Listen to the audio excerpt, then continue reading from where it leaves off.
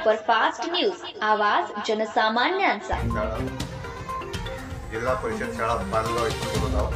हे बांधकाम चालू व्हायला कमीत कमी 8-9 महिने होत आहे आणि तो स्लॅब आज होते उद्या येते, आज होते उद्या होते असं करता एक महिना झाला। इथं मला चुली टाकून आहे, भित्ती टाकून आहे, त्यामुळे पोरं पडत आहेत। पोराचं नुकसान झालं तर त्याला जबाबदार कोण? तरी लवकरात लवकर काम होण्यात आता तर आम्हाला पावसाळ्याचा खूप त्रास झाला आणि आम्ही 3 वर्ग मंदिरात बसवत आहोत आणि हे जर मनात नसती भिंती किंवा चोरी तर आमचे पोरं पडले नसते। पोरं लहान पोरं पहिल्या वर्गापासून तर 7व्या वर्गापर्यंत पोरात इथं 197 पोरात आणि पोरांना खूप त्रास होत आहे।